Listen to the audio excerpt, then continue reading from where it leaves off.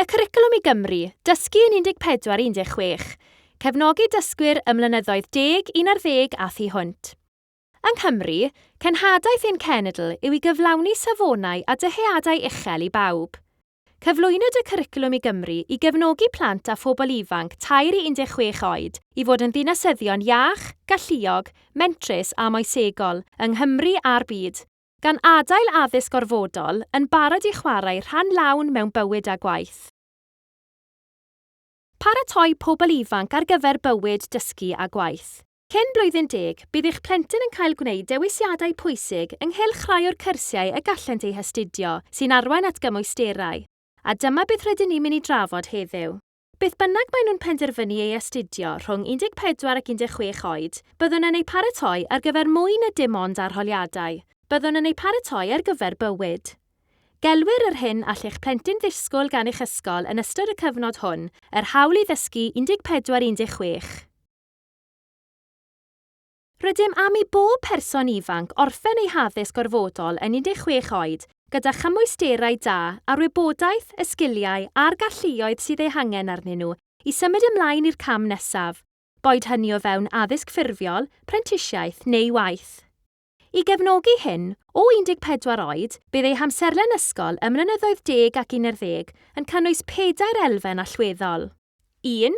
Myfyrio ar ei dysgiau cynnydd a chynllunio ar gyfer llwybrau ôl 16. 2. Cymwysterau mewn llythrennedd a rhifedd a allai fod yn wahanol os yn mynychu ysgol cyfrwng Cymraeg neu Saesneg. 3. Cymwysterau i annog ehangder dysgu ar gyfer cymwysterau eang a chytbwys gan gynnwys rhai cyffredinol, galwedigaethol a seiliedig ar sgiliau. 4. Dysgu a phrofiadau ehangach ar draws y cwricwlwm, fel addysg cydberthynas a'r hywioldeb. Gadewch i ni archwilio pob un o'r elfennau hyn yn fanylach.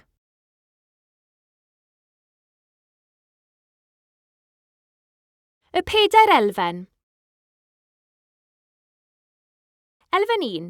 Amser i fyfyrio ar ddysgu a chynnydd, a chynllunio ar gyfer llwybrau ôl 16. Bydd amserlen dysgwr yn cynnwys amser i fyfyrio ar ei dysgu a'i cynnydd. Bydd athrawon yn cefnogi dysgwyr i ddeall sut maen nhw'n dysgu, eu sgiliau a'i cryfderau, a sut i'w cymhwyso mwyn cyflawni eu nodau a'i hechelgeisiau. Byddant yn ei helpu adnabod y llwybr cywir ar gyfer y dyfodol, drwy gynllunio, gweithio a datblygu ei gwybodaeth, ei sgiliau a'i dealltwriaeth o yrfaoedd penodol a phrofiadau sy'n gysylltiedig â gwaith. Elfen 2. Cymwysterau mewn llythrennedd a rhifedd.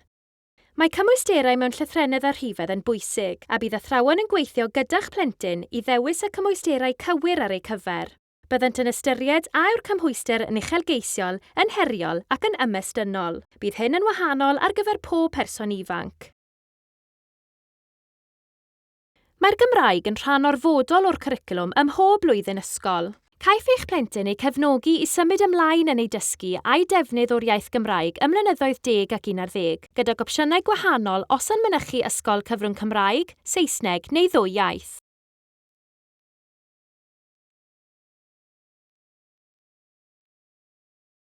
Elfen 3. Cymwysterau i annog ehangder. Mae datblygiadau mewn gwyddoniaeth a thechnoleg yn sbarduno arloesedd a newid yn y gymdeithas ac yn effeithio ar fywydau pawb yn economaidd, yn ddiwylliannol ac yn amgylcheddol. Bydd pawb yn dilyn cwrs heriol, uchelgeisiol ac ymestynol sy'n arwain at gymhwyster yn y gwyddorau.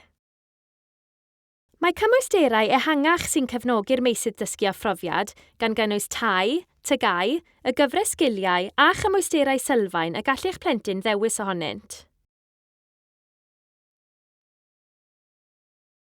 Gall eich plentyn hefyd astudio cyrsiau eraill mewn meysydd dysgu a phrofiad eraill, fel tygau mewn ieithoedd rhyngwladol, hanes, astudiaethau cymdeithasol, busnes, cerddoriaeth, iechyd a gofal cymdeithasol a gofal plant, ynghyd ag ystod o gyrsiau galwedigaethol neu gyrsiau sy'n gysylltiedig â gwaith.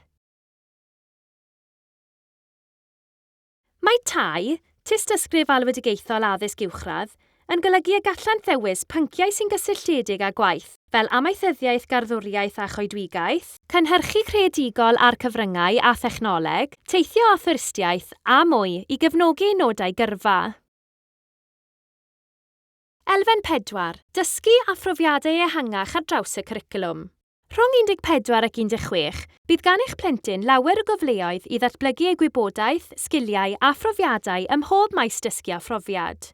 Bydd athrawon yn cynnwys cyfleoedd pwrpasol i ymgysylltu ag elfennau gorfodol y cwricwlwm, gan gynnwys addysg cydberthynas a rhywioldeb a chrefydd gwerthoedd ymwyseg. Bydd gan eich plentyn hefyd ddewis o ddysgu annibynnol, sy'n cynnwys prosiectau unigol ac yn canolbwyntio ar sgiliau i'w paratoi ar gyfer bywyd ar ôl addysg. I gyfran fach o ddysgwyr, efallai na fyddai tasg annibynnol estynedig yn briodol. Bydd athrawon yn ystyried yr hyn sydd o fydd iddynt ac unrhyw safbwyntiau sydd ganddynt. Mae'n bwysig bod y dysgu ehangach hwn yn cyfrannu at ei cynnydd tuag at 4 diben y cwricwlwm. Diolch am wrando heddiw. Boed yn ddewis pynciau, datblygu dysgu neu ddeall prentisiaethau, siaradwch ag ysgol eich plentyn i drafod eu camau nesaf mewn addysg.